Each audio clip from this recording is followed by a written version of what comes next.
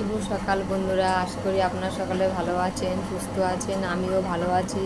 Compass life চ্যানেলে আপনাদের প্রত্যেককে স্বাগত জানিয়ে আজকে ব্লগটিকে আমি শুরু করছি। বাগানে দেখুন কত সুন্দর আমার জবা ফুল ফুটেছে গাছের, এগুলো সব তুলে নেবো একে একে।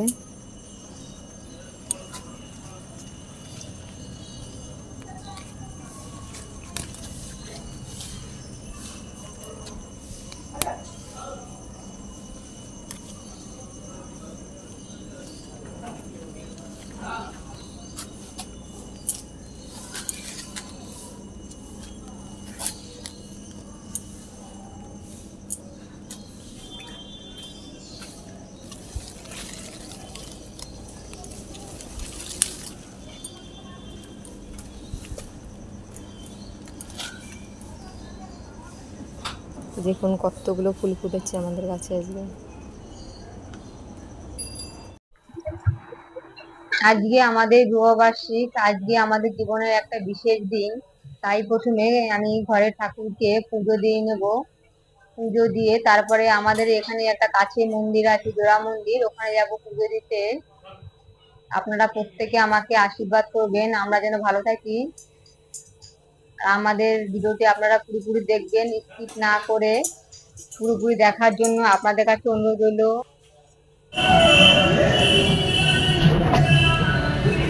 আজকে একটা আমাদের জীবনে বিশেষ দিন, তাই আমাদের এখানে জোড়া মন্দির আছে এখানে, তাই আমি আজকে পুজো দিতে এসেছি ঠাকুরের কাছে।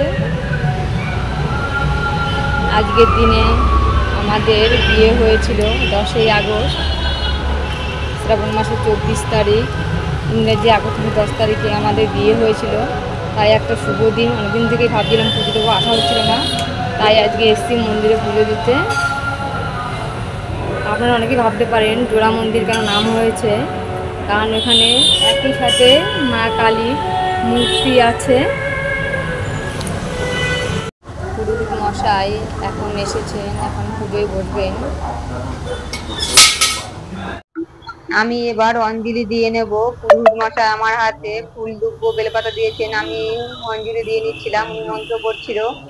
উনি প্রথমে ভেবেছিলেন যে আমি অঞ্জলি দেব না, শুধু বাটা দিয়ে নিয়ে পুজোতে চলে যাব। তাই বলছিলেন বৌমা হয়ে গেছে, তুমি নিয়ে যাও। আমি বললাম না, আমি সারাদিন উপোস থেকেছি, আজকে আমাদের বিবাহবার্ষিক, জীবনে একটা বিশেষ দিন, তাই আমি না খেয়ে রয়েছি, তাই আমি পুজো দেবো, অঞ্জলি দেবো। তারপরে উনি অঞ্জলি দিদি মন্ত্র বলছিল, আমি দিয়ে নিচ্ছিলাম। আমাদের জন্য প্রত্যেকে আপনারা আশীর্বাদ করবেন, আমরা যেন ভালো থাকি, আমার স্বামী যেন খুব ভালো থাকে।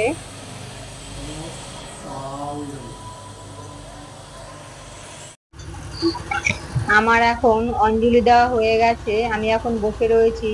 পুরোহিত মশাই উনি ফুলগুলোকে সব চন্দন লাগিয়ে নিয়েছে ফুলের মধ্যে, ওইগুলো এখন ঠাকুরের পায়ে অর্পণ করছিল ফুলগুলো সব। আর আপনাদের আমি ঢুকতে ঢুকতে আপনাদের একটা শুরুতে একটা কথা বলেছিলাম যে এই জোড়া মন্দির কেন নাম হয়েছে এই মন্দিরটার, তার কারণ হলো এখানে একই সাথে দুটো ঠাকুর এই মন্দিরে প্রতিষ্ঠা করা আছে। একদিকে কালী মায়ের মূর্তি আছে, এখানে আপনারা দেখতে পাচ্ছেন। আমার মেয়ে এখানে বসে ভিডিও করছিল, সাইডে ছিল মেয়ে, তাই ভালোভাবে মুখটা তুলতে পারছিল না। মেয়ে স্কুল ড্রেস পরে এসেছিল, তাই মেয়ে সাইডে বসেছিল। তাই এই দেখুন ঠাকুরের মুখটা কত সুন্দর, মায়ের মুখ। এখানে দুটো ঠাকুর পাশাপাশি স্থাপন করা হয়েছে বলে তাই এর নাম জোড়া মন্দির।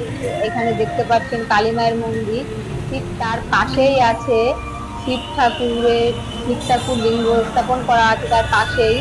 তাই দুটো ঠাকুর একই মন্দিরে পাশাপাশি প্রতিষ্ঠা করেছে বলে তাই এর নাম হয়েছে জোড়া মন্দির।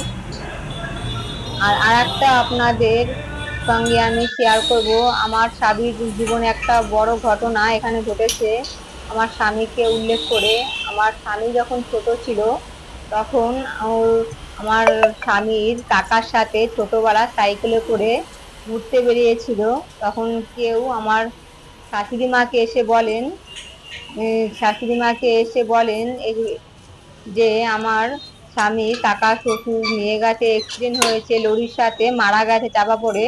তখন আমার শাশুড়ি সঙ্গে সঙ্গে এই জোড়া মন্দিরে গিয়ে অজ্ঞান হয়ে পড়েন, তখন মার কাছে গিয়ে মানত করেন, মা আমার সন্তান যদি বেঁচে থাকে তাহলে মা আমি আমার ছেলের সমানই জোড়াকালী তোমাকে পুজো দেব।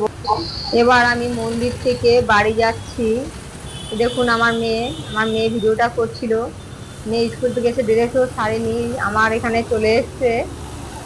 আর আমার বর এখানে এসেছিল, বর চলে গেছে বাড়ি। আজকে আমরা দুপুরে রান্না বান্না করিনি, বাইরে থেকে খাবার কিনে নিয়ে এসেছি। দেখুন বিরিয়ানির প্যাকেট 4 জনের জন্য, আমার মেয়ের, শ্বশুর মশাই আর আমার বরের। এগুলো এবার একটা থালার মধ্যে 4 জনের থালায় ঢেলে নেব। এটা আমার মেয়ের প্লেট।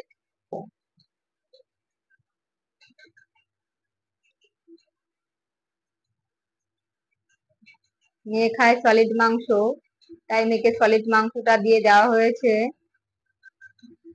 আর এই দেখুন আমাদের এখানে 3 জনের, শ্বশুর মশাইটা ডিম, কারণ শ্বশুর মশাই মাংস খায় না। আর আমাদের দেখুন এর মধ্যে মাংস আছে, আমরা 3 জন মাংস খাই।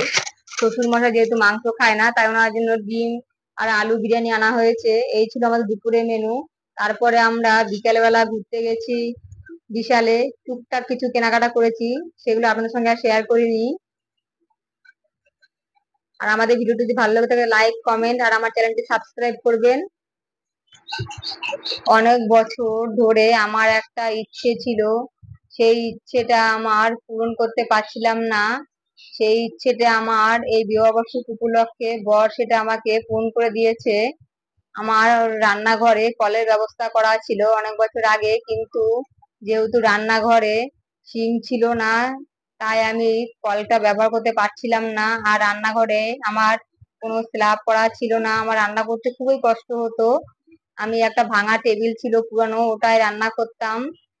এত বছর পর আমাকে সেই ইচ্ছাটা পূরণ করে দিয়েছে আমার বর। বিবাহবার্ষিকী উপলক্ষে আজকে আমাকে বর এই সিঙ্কটা এটা আমাকে গিফট দিয়েছে, লাগিয়ে দিয়েছে রান্নাঘরে।